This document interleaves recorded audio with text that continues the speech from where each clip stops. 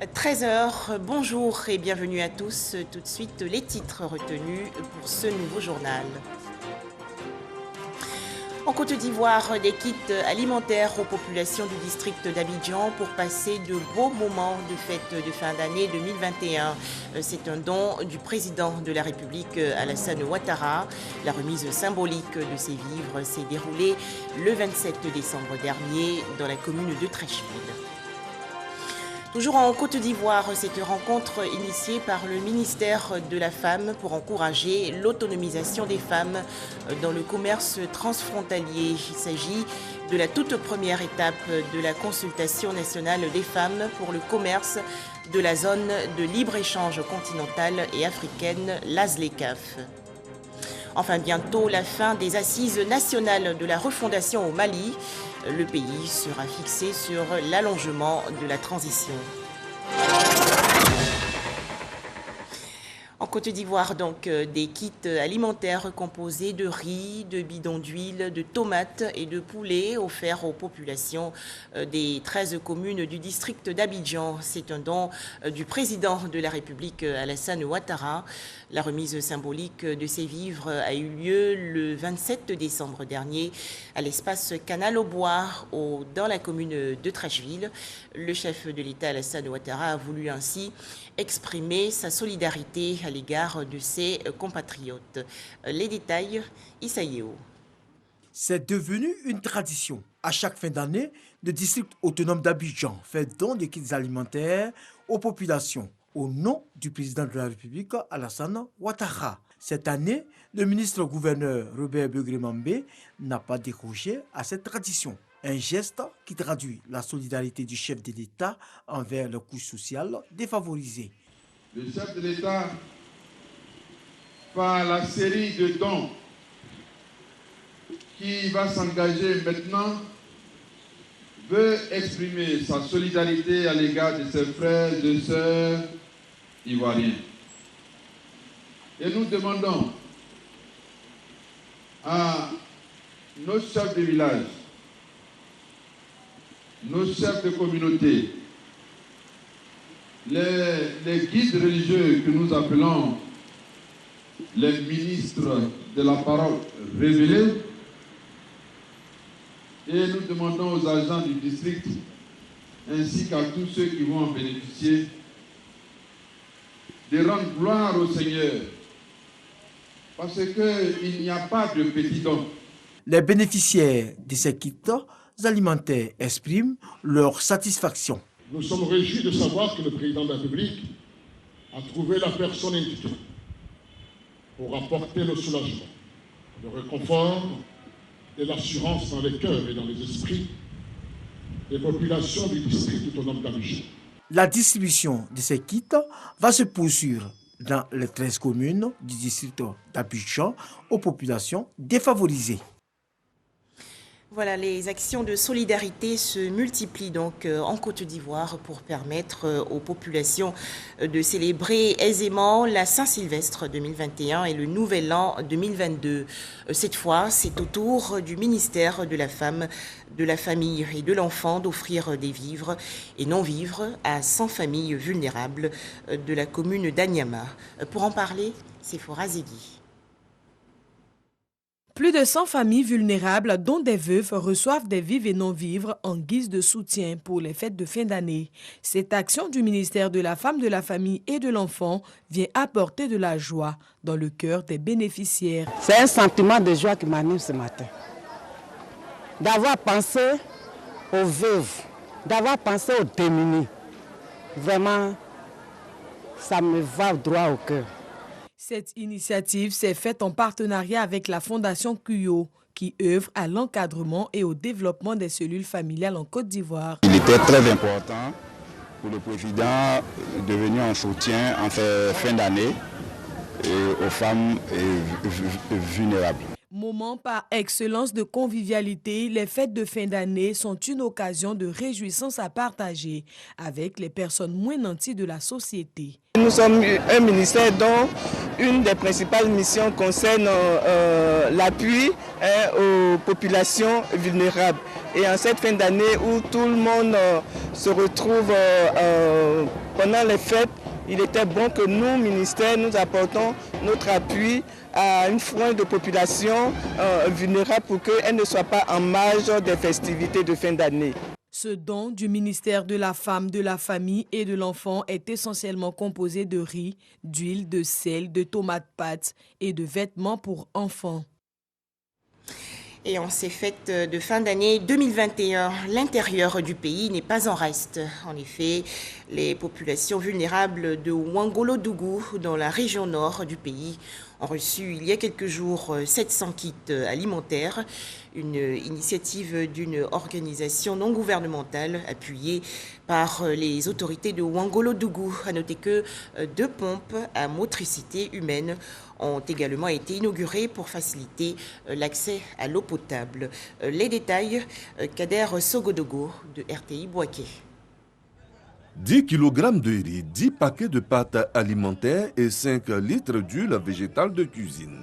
C'est la composition d'un kit alimentaire pour le nouvel an.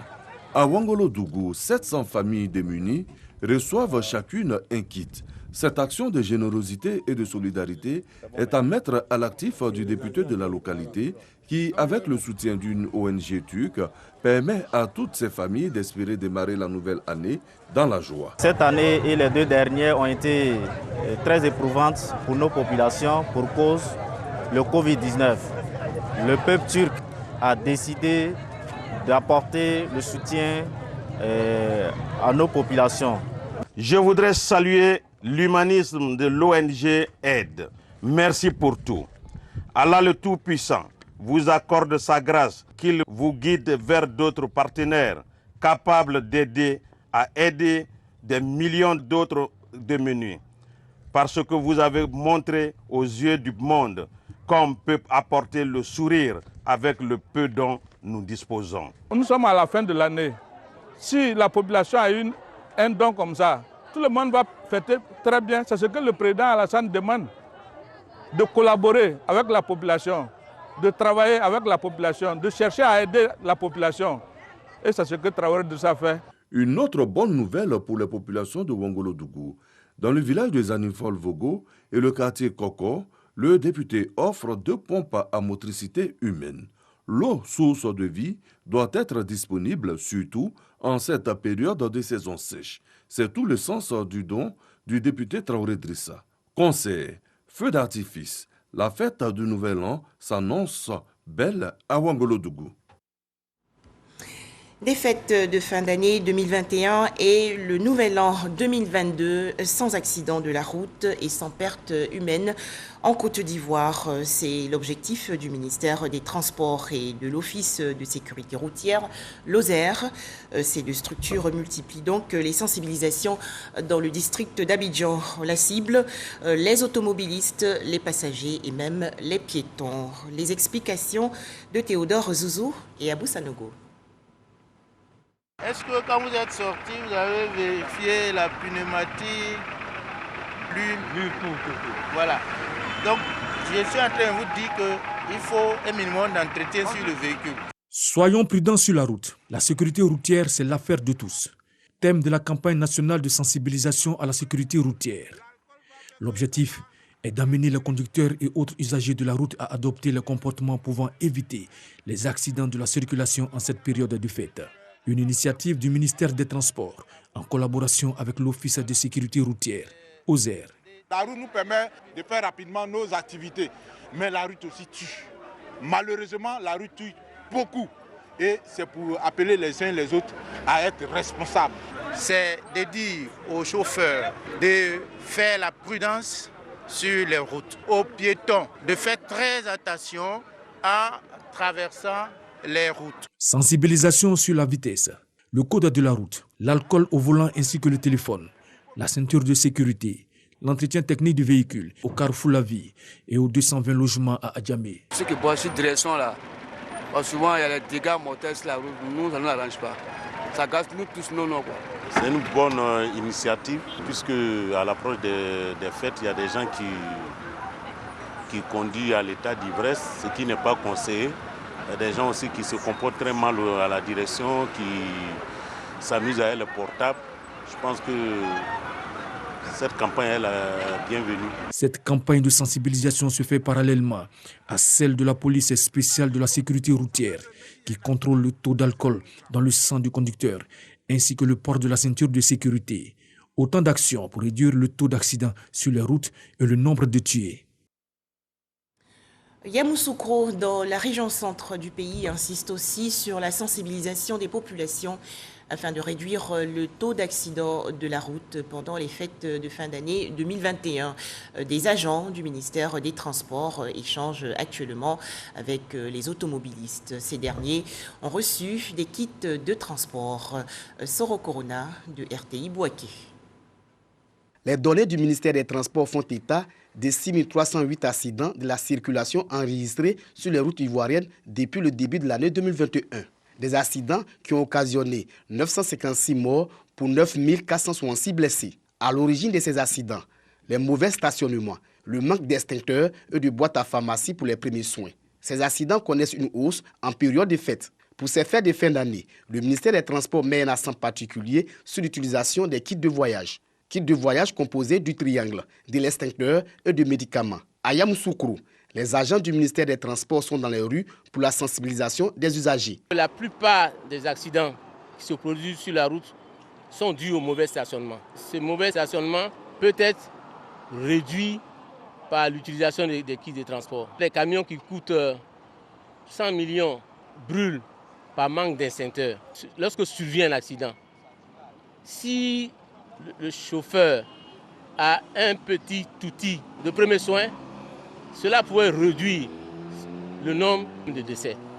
Donc, pendant cette campagne-là de fin d'année, nous allons mettre l'accent sur ces trois éléments. Les responsables des transporteurs soutiennent cette activité qui peut permettre de réduire les accidents de la circulation. Ils s'engagent alors à relayer la sensibilisation dans les gares routières du pays. Nous, on a été sensibilisés. Nous, à nos tours, c'est pour aller sensibiliser nos chauffeurs. Pour les dire, après les fêtes, il y a une autre vie. Donc, on conduit prudemment, de respecter les feux, les panneaux stop, d'éviter les dépassements dans les virages, de tout faire pour rentrer les passagers en bon port. Ces séances de sensibilisation des transporteurs sur l'utilisation des kits de voyage vont continuer jusqu'au 5 janvier 2022. Comment mettre fin au coronavirus? Eh bien, respectons tous fidèlement les gestes barrières et surtout, faisons-nous vacciner.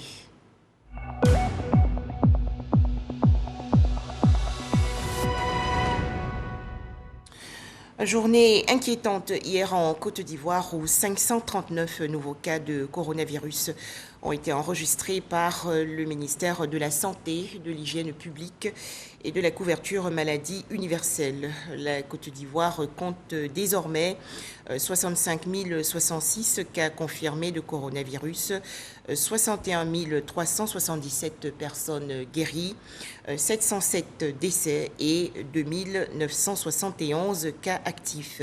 Le ministère de la Santé, de l'Hygiène publique et de la couverture maladie universelle invite les populations de plus de 18 ans à se faire vacciner gratuitement dans les centres de vaccination. En France, de nouvelles mesures dans la lutte contre le coronavirus. Le projet de loi sur le pass vaccinal est actuellement examiné par l'Assemblée nationale. Si ce document est avalisé par les parlementaires, il va entrer en vigueur à la mi-janvier et ne permettra plus de fréquenter les restaurants, cinémas et autres lieux soumis au pass sanitaire aux personnes munies uniquement d'un test négatif. Le gouvernement français répond aujourd'hui aux critiques face à ces nouvelles mesures sanitaires. Toujours au chapitre santé, le 5e congrès de la Société ivoirienne de néphrologie. Les travaux se sont déroulés dans le district d'Abidjan du 6 au 11 décembre dernier. Les participants, notamment les néphrologues ivoiriens et autres spécialistes ouest-africains, ont partagé leurs expériences sur la prise en charge des personnes atteintes d'insuffisance rénale. Les explications de Salima Toudia. Contribue à la prise en charge des malades d'insuffisance rénale, l'association des ressortissants d'Inde en Côte d'Ivoire entend jouer sa partition. Elle vient de prendre en charge des malades pour une dialyse à l'hôpital général d'Adjamé. La communauté indienne est toujours très croyante. On a voulu faire comme remerciement à notre pays, Côte d'Ivoire, en aidant les citoyens qui sont en train de voir ces gens de difficultés sanitaires. Nous sommes vraiment très heureux de pouvoir recevoir ces dons. Parce qu'ici à Djamé, on rencontre d'énormes difficultés. On a des patients même qui n'arrivent pas à payer les kits, qui sont obligés de sauter des séances parce qu'ils n'ont pas les moyens. Une initiative qui, selon le directeur de l'établissement sanitaire, vient soulager les patients qui peinent à payer leur traitement. Ces malades vraiment ont des difficultés pour leurs soins. L'État de Côte d'Ivoire ne peut pas tout faire. Et donc, que des communautés viennent pour les assister, vraiment, nous sommes vraiment très heureux. Je pense que ça pourrait éviter des décès. Ce sont 700 patients atteints d'insuffisance rénale qui sont dialysés sur 2 à 3 000 malades enregistrés par an en Côte d'Ivoire. Un tout autre sujet à présent avec la toute première étape de la consultation nationale des femmes pour le commerce de la zone de libre-échange continentale et africaine, l'ASLECAF. Cette rencontre s'est tenue le 21 décembre dernier dans la commune du Plateau, une initiative du ministère de la Femme, de la Famille et de l'Enfant pour encourager l'autonomisation des femmes, notamment dans le commerce transfrontalier. Espérance Diakale et Jean-Jacques Kwame-Ala. Femmes engagées dans les secteurs de l'agro-industrie, l'artisanat, l'import-export et les télécommunications qui ont été sélectionnées pour participer à cette session. Objectif, enregistrer les besoins et défis que rencontrent ces femmes et faire des recommandations pour les perspectives d'avenir. Aujourd'hui, je trouve que le panel est d'une grande qualité puisque les femmes entrepreneurs ont beaucoup de vigueur et beaucoup d'idées pour améliorer leur business et pour sortir leur épingle du jeu. Jusque-là, je faisais que sur mes propres moyens, avec les petites informations que j'avais. Et aujourd'hui, j'ai les yeux grands ouverts face à toutes les opportunités en réalité qui s'offrent à nous. La zone de libre-échange continentale et africaine, ZLCAF, s'engage à favoriser l'ouverture des marchés dans les secteurs clés afin que la femme africaine occupe une meilleure place dans le commerce transfrontalier. Cette consultation, c'est un premier cadre que nous avons initié en partenariat avec le comité national ZLECAF pour recueillir les points de vue des femmes dans le cadre du commerce et particulièrement par rapport à l'accès au marché de la zone de libre-échange continentale. Cette initiative a eu le soutien du gouvernement, car il s'agit de booster les statistiques des femmes entrepreneurs. Vous avez parfaitement compris que les femmes constituent un poids économique et un potentiel important qui est encore inexploité, que leur participation effective à la vie sociale, économique et culturelle constitue un véritable enjeu du développement durable dans notre pays. Cette concertation est la première parmi les 4 sessions. Elle va se poursuivre en 2022 dans les villes de l'intérieur du pays. Le reportage qui va suivre explique les bienfaits du marché financier. C'est un marché sur lequel des personnes physiques, entreprises privées et autres institutions publiques peuvent négocier des titres financiers, matières premières et actifs à des prix qui reflètent l'offre et la demande. Pour en parler, Lanciné Bakayoko. Promesse de gains intéressants. C'est sans doute ce qui motive Bernardin à vouloir investir en bourse. Agent dans une petite société d'édition, il a toujours regardé la bourse comme un monde d'initiés. Je m'intéresse davantage à la bourse maintenant parce que je vois que son épargne ou son investissement est en sécurité en fait. Toutefois, je note quand même qu'il y a un mystère autour de la bourse en Afrique, bon, dans ma région, dans la sous-région Et c'est ce qui est mieux, ce qui fait que je continue donc de chercher donc, à comprendre davantage. Aujourd'hui, séance de sensibilisation conjointement organisée par la Bourse régionale des valeurs mobilières et une organisation de la société civile à l'intention des entreprises, des particuliers et des jeunes curieux d'en savoir sur le fonctionnement des marchés boursiers. Il faut travailler à ce que plus d'entreprises de notre union viennent sur le marché par différents canaux. Les privatisations, les sorties de fonds de private equity et évidemment les admissions volontaires. Il nous faut plus de sociétés, il nous faut plus d'émetteurs.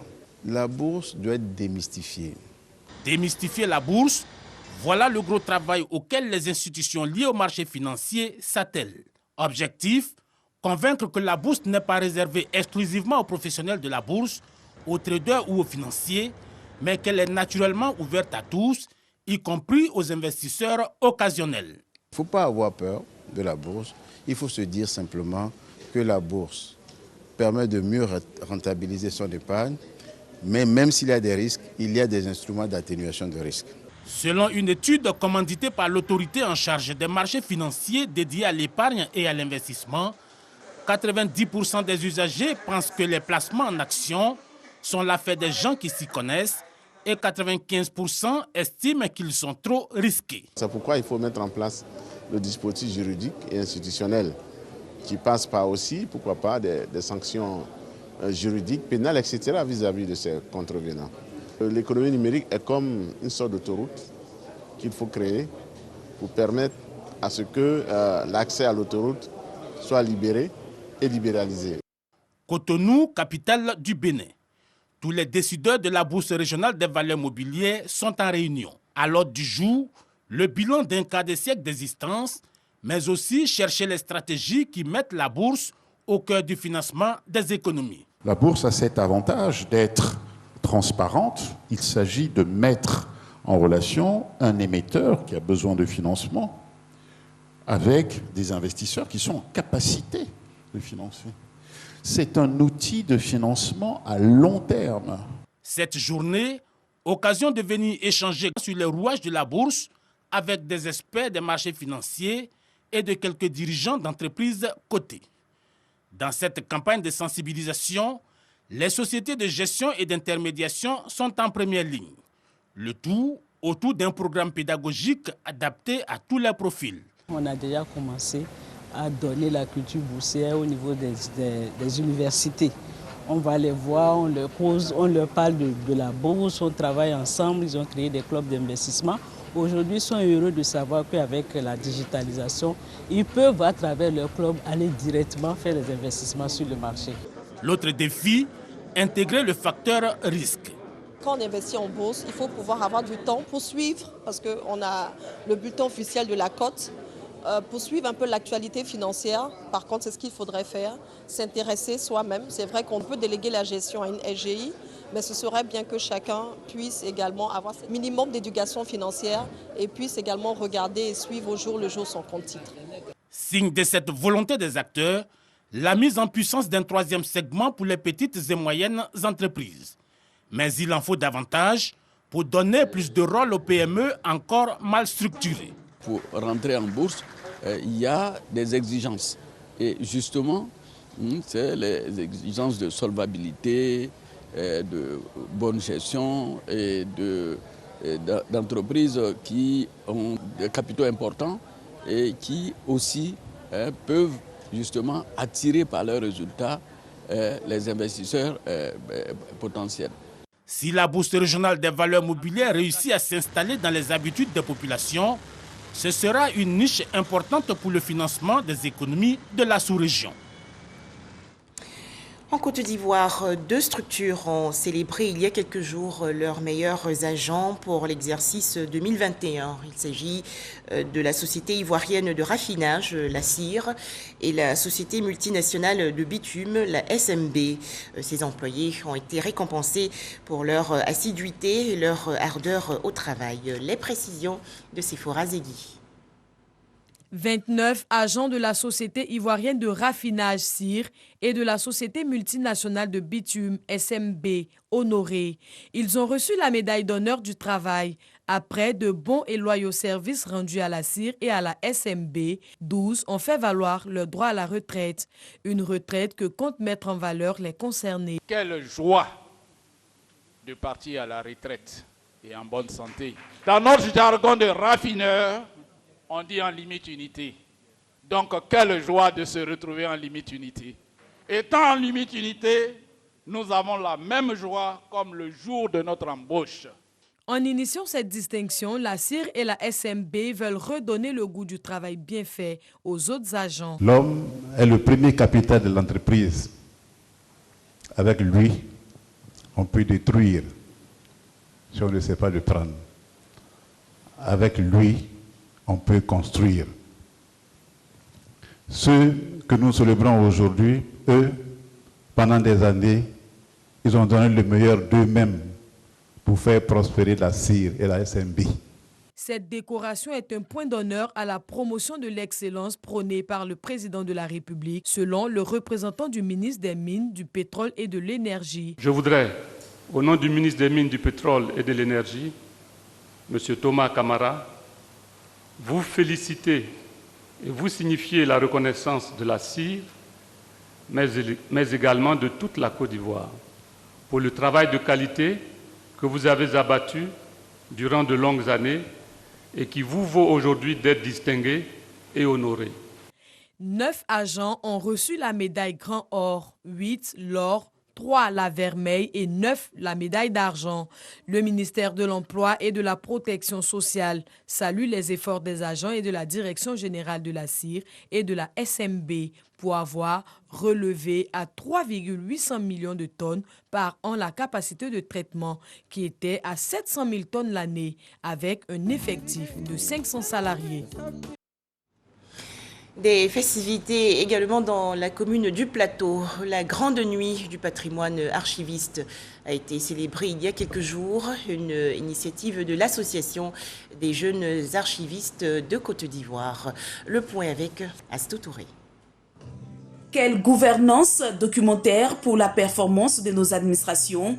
C'est le thème retenu cette année par l'association des jeunes archivistes de Côte d'Ivoire, AJACI, pour célébrer le travail accompli par les professionnels de la gestion des archives et l'archivage en Côte d'Ivoire. Selon les initiateurs, ce métier d'utilité publique au service du citoyen doit être revalorisé et mis en avant car prometteur pour les années à venir. Aujourd'hui, nous fêtons le patrimoine archivistique, une nuit de récompense et de distinction des personnalités, des spécialistes, voilà, pour valoriser le métier d'archiviste en Côte d'Ivoire. C'est un moment inoubliable et plein d'émotions pour les récipiendaires qui ne manquent pas d'exprimer leur gratitude. Aujourd'hui, nous sommes très heureux de voir ces jeunes archivistes qui ont pris conscience de veulent accompagner le président de la République dans son dynamique programme Côte d'Ivoire solidaire. Je crois qu'il faut une belle organisation de nos archives et je voudrais les encourager à poursuivre sur cette voie. Le message, c'est de dire que les jeunes qui ont organisé donc cette cérémonie ont su, par leur maniabilité, donc à offrir à des personnalités de cet État qui œuvrent donc pour la réussite et pour la performance et le développement donc de la Côte d'Ivoire. La Grande Nuit du patrimoine archivistique a remplacé cette année le prix de la meilleure administration de gestion des archives dont la 2e édition a été célébrée en 2018. Konefla, localité située dans le centre-ouest du pays, récemment en fête. La raison, un de ses fils répondant au nom de Jérôme Toto Bibalo est rentré définitivement après 10 années d'exil dû à la crise post-électorale. Jérôme Toto Bibalo a été accueilli dans l'allégresse. Le témoignage de Kwadio Kwame de RTI Bouaké. Liès à Konefla, village du canton Gola, sous-préfecture de Bouaflé, région de la Baraoué, à l'occasion du retour au bercail du professeur Jérôme Toto Bibalo après 10 années d'exil. Un retour au bercail salué par le président de l'Union des ressortissants de Konefla et celui de l'Association des ressortissants du Gola de voir leurs frères sur la terre de leurs ancêtres. Toto Bibalo Jérôme invite les Ivoiriens à taire les rancunes, à écrire une nouvelle histoire de la Côte d'Ivoire. Videz vos cœurs et retrouvons-nous pour bâtir. Je dirais qu'on est là au-delà de Gola, la Maraoué. Giroulou Émile, ancien exilé, embouche la même trompette de paix, exhortant les Ivoiriens à œuvrer de concert pour le bonheur de tous. Il vient dans un esprit de paix. Il rentre dans le processus de la réconciliation. Et notre présence ici obéit donc à ce souci-là, de le remettre à ses parents, de leur demander de prendre soin de lui et de le réintégrer dans la société comme il était auparavant et qu'il se met à leur disposition et eux aussi l'aident à remonter la pente parce qu'avoir vécu 10 ans en exil n'est pas chose facile. Selon le ministre Zoro Bibalo Epifane, l'essentiel pour l'actuelle génération doit être l'héritage à léguer aux générations futures. Nous voulons léguer une Côte d'Ivoire d'entente, d'unité, d'union, de solidarité. Nous voulons offrir une Côte d'Ivoire développée. Et pour y arriver, il faut que les enfants de Côte d'Ivoire puissent s'accorder, puissent s'entendre, puissent se donner la main. Notre bien le plus précieux, c'est la Côte d'Ivoire. Plusieurs présents ont été offerts à Toto Bibalo Jérôme. Reste à l'insérer dans le tissu économique et social. En image, l'actualité hors de chez nous. Je vous l'annonçais dans les titres, bientôt la fin des assises nationales de la refondation au Mali. À noter qu'une plénière doit se tenir aujourd'hui. Future réforme institutionnelle, chronogramme pour les prochaines élections présidentielles et législatives. Les recommandations issues de cette concertation doivent être présentées le 30 décembre prochain pour mettre fin à la période de transition née du coup d'État militaire de août 2020. Enfin, au Burkina Faso, le report du Forum pour la réconciliation nationale. Cette rencontre prévue du 17 au 23 janvier 2022 a été ajournée à une date ultérieure. Annonce faite hier par le ministre chargé de la réconciliation nationale, Zéphirin Diabré, après une visite au chef de l'opposition, Edi Komboigo. Les opposants burkinabés avaient suspendu leur participation aux rencontres organisées pour protester contre la dégradation de la situation sécuritaire dans le pays. Pour le ministère de la Réconciliation nationale, il est nécessaire que l'opposition burkinabé reprenne sa place dans le processus.